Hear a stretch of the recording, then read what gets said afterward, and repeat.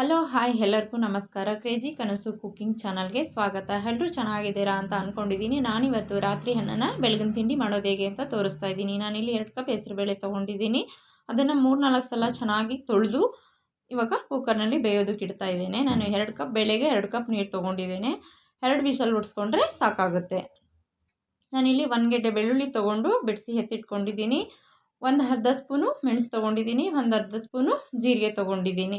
ಜೀರಿಗೆ, ಮೆಣಸು, ಬೆಳ್ಳುಳ್ಳಿ ಮೂರೂ ಚೆನ್ನಾಗಿ ಕುಟ್ಟಿ ಪುಡಿ ಮಾಡಿ ಎತ್ತಿಟ್ಕೊಳ್ತಾ ಇದ್ದೇನೆ.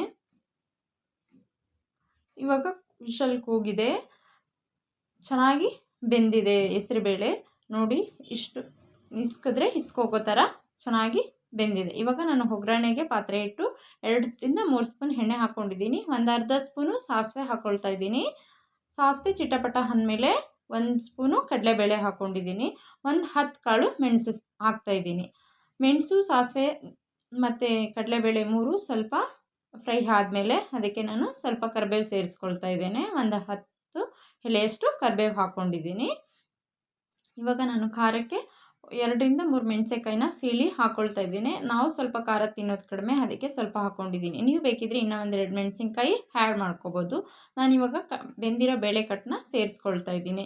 ಇದನ್ನು ನೀವು ಬೇಗ ತಿಂತೀವಿ ಅನ್ನೋದಾದರೆ ಸ್ವಲ್ಪ ಗಟ್ಟಿಗೆ ಮಾಡಿಕೊಂಡ್ರೂ ಪರವಾಗಿಲ್ಲ. ಲೇಟಾಗಿ ತಿಂತೀವಿ ಅನ್ನೋದಾದರೆ ಸ್ವಲ್ಪ ತೆಳು ಮಾಡ್ಕೋಬೇಕು. ಯಾಕೆಂದರೆ ಇದು ಬೇಳೆ ಕಟ್ಟ ಆಗಿರೋದ್ರಿಂದ ಬೇಗ ಆರ್ತಾ ಗಟ್ಟಿ ಬರುತ್ತೆ.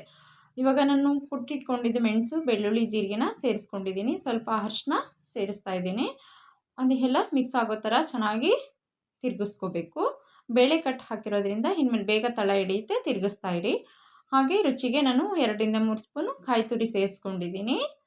ರುಚಿಗೆ ತಕ್ಕಷ್ಟು ಉಪ್ಪು ಹಾಕ್ಕೊಳ್ತಾ ಇದ್ದೀನಿ. ಇವಾಗ ನಾನು ರಾತ್ರಿ ಅನ್ನ ಮುದ್ದೆ ಥರ ಇರುತ್ತಲ್ಲ, ಅದನ್ನು ಉದುದ್ರಾಗಿ ಪುಡಿ ಮಾಡಿ ಇಟ್ಕೊಂಡಿದ್ದೆ. ಇವಾಗ ನಾನು ಅವನ್ನ ಸೇರಿಸ್ಕೊಳ್ತಾ ಇದ್ದೀನಿ. ನಾನು 4 ಜನಕ್ಕಾಗಷ್ಟು ತಿಂಡಿ ಮಾಡಿದ್ದೀನಿ.